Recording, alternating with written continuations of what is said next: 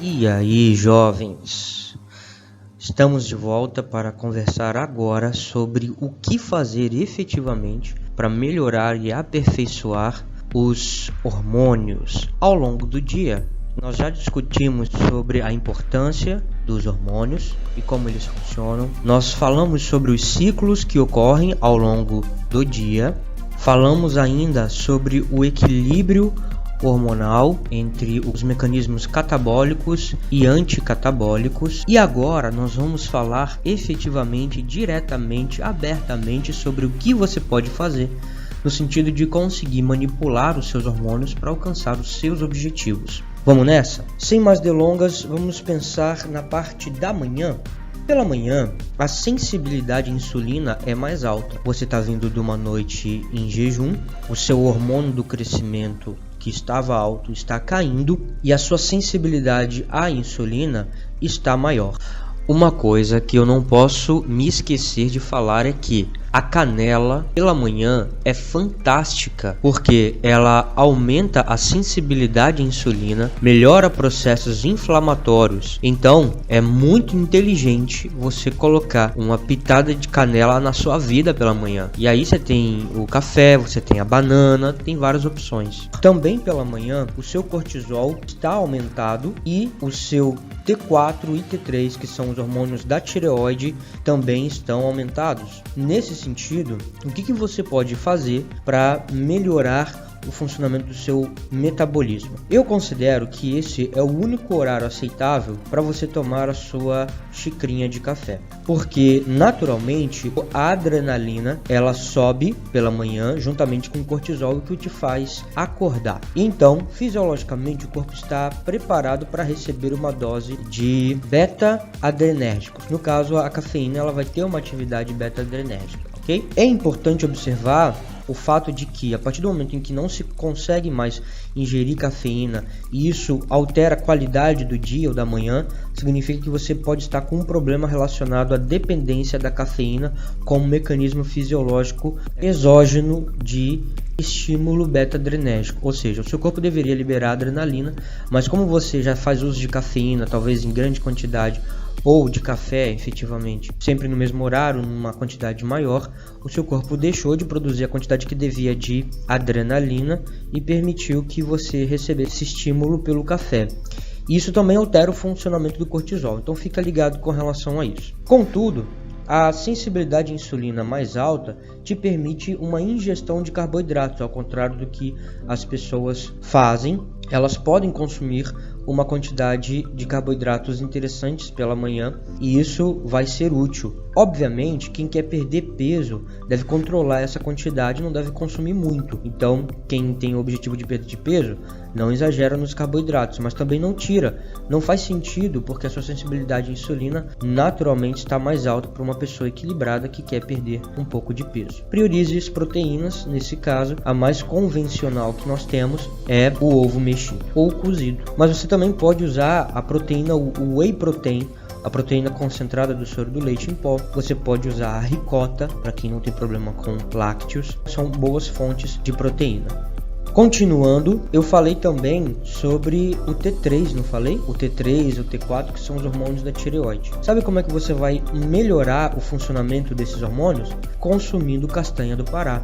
Sabia disso? Pois é, a castanha do Pará ela é rica num mineral chamado selênio. Poucos alimentos possuem esse mineral e ele é determinante para a conversão do T4 inativo para o T3 ativo no nosso organismo. E é o T3 que acelera o metabolismo, que faz a gente queimar gordura e tudo mais. Então é importante consumir castanha do Pará. Quanto de castanha do Pará? Lembra que a dose é o que determina se o remédio vai ser bom ou vai ser um veneno? Então, castanha do Pará, 1 ou 2 por dia é mais que o suficiente. Por quê? Porque doses muito altas de selênio podem desencadear uma diabetes sem uma causa aparente. Ele altera o metabolismo de carboidratos com excesso de selênio. Então, nem muito, nem pouco, na medida certa. É importante você observar também que o suco verde e o shot tomados em jejum ou imediatamente pela manhã são muito úteis como fontes de micronutrientes, vitaminas, sais minerais e compostos bioativos. E esses são importantíssimos, por sua vez, em relação ao seu sistema imunológico. tá bom? Então,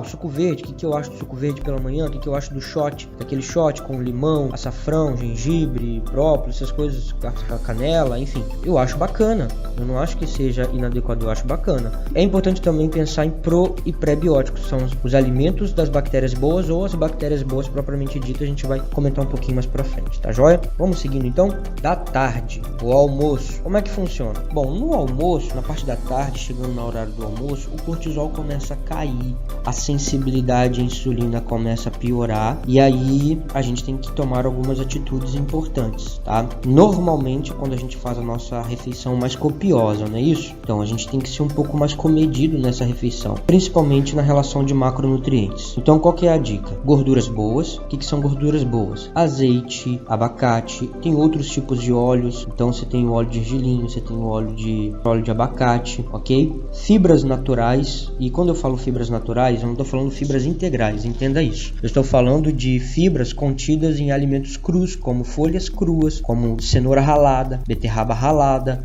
rabanetes, entende? É disso que eu tô falando quando eu falo fibras naturais. Elas são excelentes fontes de pré-bióticos, inclusive, e boas fontes de proteína. Então, nessa parte nesse horário do dia, é muito importante a gente consumir uma quantidade um pouco maior de gorduras boas e proteínas e ser mais equilibrado na quantidade de carboidratos por causa da sensibilidade à insulina que está em queda, tá joia? É importante a gente também conseguir extrair nesse horário o GLP-1, que é um hormônio produzido lá no final do ilho. E ele é produzido como? Quando consegue chegar algum cheirinho de carboidrato ali, estimula as células à produção e liberação do GLP-1. Como é que você faz isso? Fibras e gorduras boas da sua alimentação. Você consegue postergar algum cheirinho de carboidrato para que essas células façam essa liberação desse hormônio. E qual é a importância do GLP-1? Eu já discuti em outros vídeos, mas ele ajuda tanto a sensibilidade à insulina quanto o metabolismo de carboidratos. Então te dá uma janela melhor e maior para o consumo de carboidrato de uma maneira segura, bom? Carboidratos naturais. Muito útil você consumir limão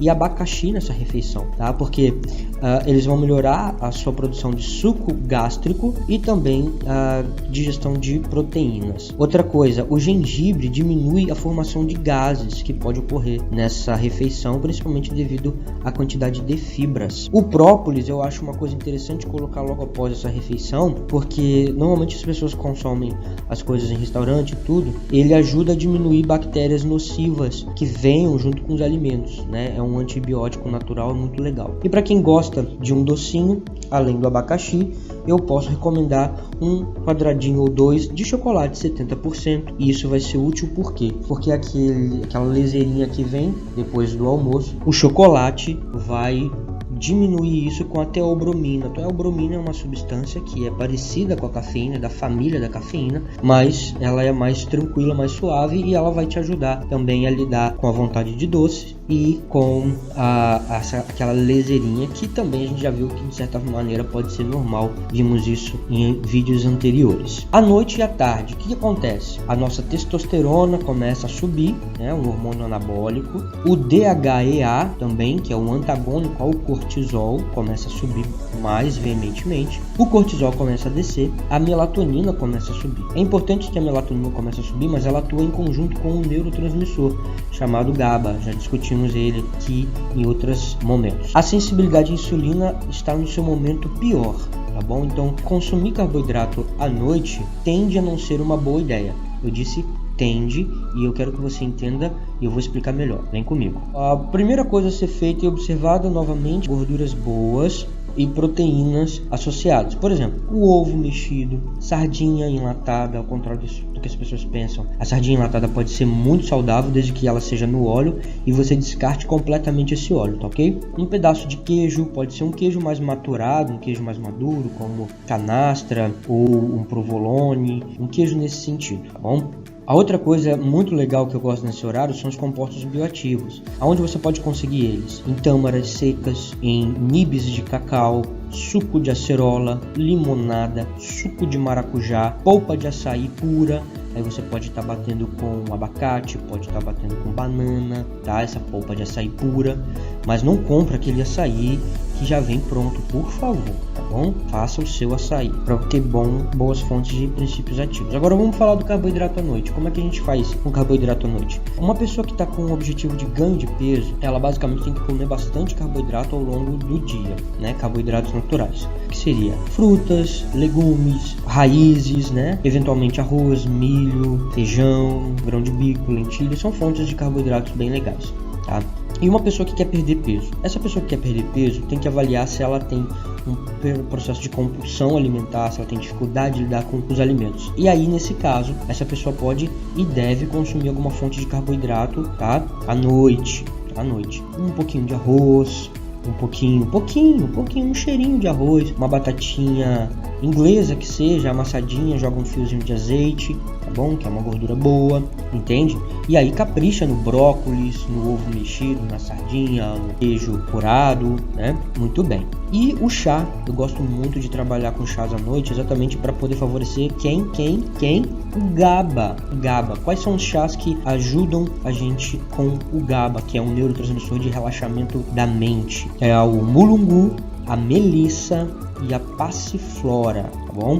Você pode fazer uma mistura de todos eles ou pode usar individualmente. Minha recomendação, use individualmente. Faça um ciclo, 20 dias com passiflora, 20 dias com melissa, 20 dias de mulungu e depois vai voltando. Vamos falar rapidinho sobre álcool. O vinho é o vinho tinto, demi-seco, é uma excelente fonte de álcool para estímulo do GABA. Mas é bom evitar? Obviamente, porque você vai ter que tomar só uma taça, né? Para ter esse efeito, não é para tomar uma meia garrafa. Então, normalmente as pessoas preferem deixar isso para muito raramente, tá ok?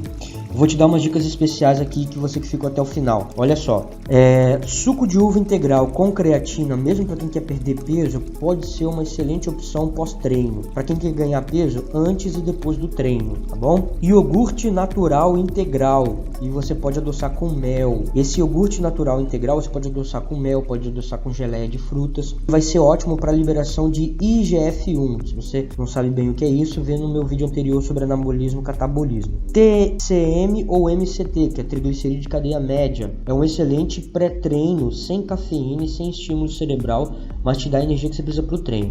Algumas pessoas podem se sentir mal com ele, 1 ou 2 colheres antes do treino. Aí eu recomendo a palatinose. A palatinose não tem erro. É um excelente pré-treino, vai te dar a energia que você precisa sem ficar pilhado para terminar o treino com louvor, tá bom? Agora, você quer alguma coisa que realmente dê um estímulo mental, um estímulo cerebral e não quer usar cafeína nem esses troços por aí. Vou te dar a dica. Você vai usar uma colherinha de café de maca peruana, uma colherinha de café de ginseng em pó e uma colherinha de café de moringa em pó. Vai misturar tudo na água com limão e vai tomar 40 minutos, meia hora antes de você ir treinar, e você vai sentir a energia que você precisa. Outra coisa, a pasta de amendoim. Pasta de amendoim é pró-inflamatória, então você usa ela com inteligência. Você quer ganhar músculo, você está treinando para isso, está comendo para isso, então você vai usar pasta de amendoim 2 a 3 vezes ao dia, principalmente depois do treino, tá? 1 ou 2 colheres de pasta de amendoim vai te dar um estresse inflamatório adicional ao seu treino. Isso vai favorecer o quê? Vai te dar mais